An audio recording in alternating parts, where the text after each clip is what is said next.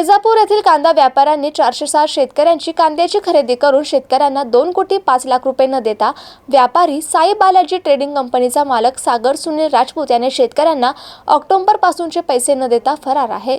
यावेळी शेतकऱ्यांनी कृषी उत्पन्न बाजार समितीच्या सभापतींना घेराव घालत वैजापूर येथील कृषी उत्पन्न बाजार समितीच्या आवारात ठाण मांडून उपोषणाला सुरुवात केली असून पैसे न मिळाल्यास कृषी उत्पन्न बाजार समितीच्या आवारात आत्मदहनाचा इशारा यावेळी शेतकऱ्यांनी दिलाय। शेतकऱ्यांची आक्रमक भूमिका पाहता कृषी उत्पन्न बाजार समितीच्या वतीने पोलिसांना पाचारण करण्यात आलाय। Shailendra Khermode, MCN news, Vaijapur.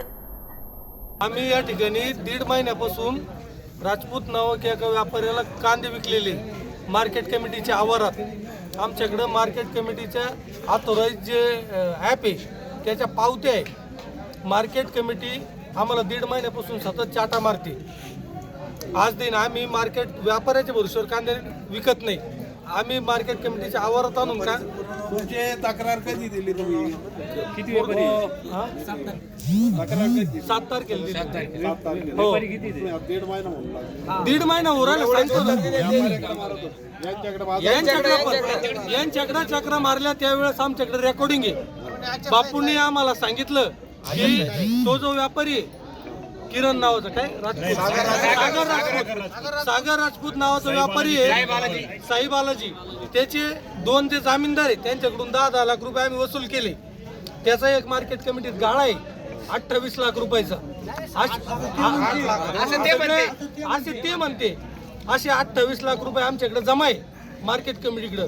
उर्वरित रक्कम ही मार्केट कमिटीच्या 12 कोटीचे डिपॉझिट आहे या शेतकऱ्याच्या शेअर्स घेतलेला, त्याच्यातून आम्ही देऊ असं आमच्याकडे रेकॉर्डिंग सभापतीचं। परंतु आज आल्यानंतर आम्ही सकाळपासून आम्हाला बोललो होतो आज तुमच्या पैशाची तरतूद करू। सगळ्या शेतकऱ्यांची एकूण रक्कम किती? सगळ्या शेतकऱ्याची रक्कम 2,05,00,000पेक्षा जास्त आहे रक्कम। किती शेतकरी? 400 पेक्षा जास्त शेतकरी, 406 शेतकरी, 406। आणि एक गोष्ट बर का, 2 कोटी 2.25 कोटी रुपये आणि मार्केट कमिटीकडे आमची एकच मागणी होती। ते आले, आम्ही DDR ला पत्र पाठवलं। आमचं एक म्हणणं DDR ला पत्र पाठवत असताना तुम्ही म्हणायला पाहिजे होतं मार्केट कमिटीच्या डिपॉझिट मधून या पैशाची तरतूद करण्याची परमिशन आम्हाला द्या।